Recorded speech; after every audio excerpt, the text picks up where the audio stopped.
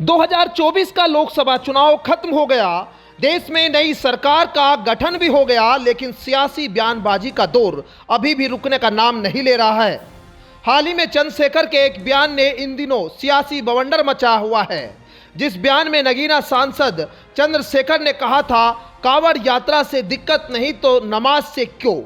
इसी बयान को लेकर जहां भाजपा नेता चंद्रशेखर को घेरने में लगे, वहीं बीजेपी के बिजनौर जिले की नहटौर विधानसभा से विधायक तो अब उससे भी ऊपर बयान देते हुए कहने लगे कि जो हमें वोट देंगे उनका ही हम काम करेंगे। पहले भाजपा विधायक का बयान आपको सुनाते हैं, फिर उसके बाद सांसद चंद्रशेखर आजाद का वो बयान भी सुनाएंगे, जिससे चंद्रशेखर ने अब पलटवार करते हुए बीजेपी को रगड़ दिया।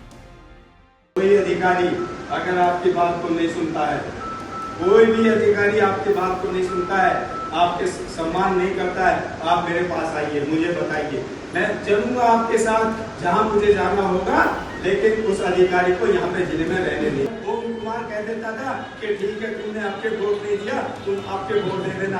अब वो बात नहीं रहेगी, अब जो वोट देगा काम भी उसका ही करूंगा। ये भाजपा के वो माननीय विधायक है जिनके कंधों पर नहटौर विधानसभा के प्रतिनिधित्व की जिम्मेदारी है, और वो कह रहे हैं कि जो उनको वोट देगा वही सिर्फ उनसे काम कराने के लिए आए। अब आपको चंद्रशेखर का भी बयान सुनाते हैं, जिसमें उन्होंने बीजेपी पर जमकर हमला किया है। मेरे सामने ही चुनाव लड़े थे और यहाँ की जनता ने उनकी परफॉर्मेंस के आधार पर उनको पिछली बार जितने वोट मिले थे भारतीय जनता पार्टी प्रत्याशी, उससे भी 50,000 वोट कम दी। इसका प्रमाण ये है कि उन्होंने जैसे काम किए हैं, जनता उसी तरह का जो है उनको समर्थन दे रही है। और जिस तरह की भाषा का उपयोग कर रहे हैं कि भाई मैं काम नहीं करूंगा, जिसने वोट दिया उसे काम करूँ, लोकतंत्र में इस भाषा को पसंद किया ही नहीं गया। हम तो कह रहे हैं कि जो भारतीय जनता पार्टी कार्यकर्ता भी, अगर उनकी भी कोई समस्या होगी, वो हमारे पास आएँ। हमारे जो यहाँ लीडर लोग हैं, प्रतिनिधि लोग हैं, हमारे जिले की टीम है, अगर भाजपा के लोग भी अपने लोग काम नहीं करा पा रहे, किसी को जायज़ परेशानी है, तो हमारे पास हम उनका काम कराएंगे। और वो अभी मैं सदगुरु रविदास जी महाराज से प्रार्थना करूँगा कि उनको सद्बुद्धि मिले और गुस्सा छोड़ के, वो तो सम्मानित पद में विधायक है, तो विधायक के अपनी विधानसभा के जरिए काम करें लोग, उनको तो अवसर थे। लेकिन मैं फिर समझता हूँ, ठीक है, उनके लिए मैं मंगल कामनाएं करता हूँ। उनका दिल छोटा है, हमारा दिल छोटा थोड़ा ही है।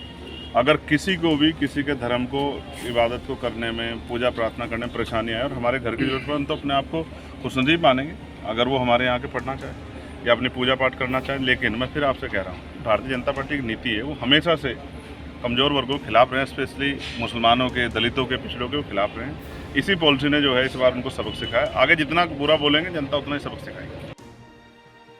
बता दें कि सड़क पर नमाज और कांवड़ यात्रा को लेकर चंद्रशेखर आजाद और भाजपा विधायक के बीच वार पलटवार सियासी गलियारों में चर्चा का विषय बना हुआ है।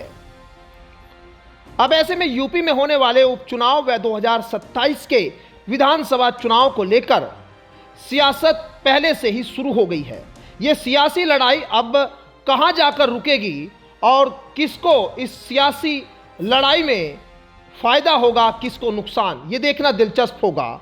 लेकिन इतना जरूर है कि चुनाव से पहले इस तरह की सियासी लड़ाई हमेशा सुर्खियों में नजर आती है। Bureau report, news 80 desk.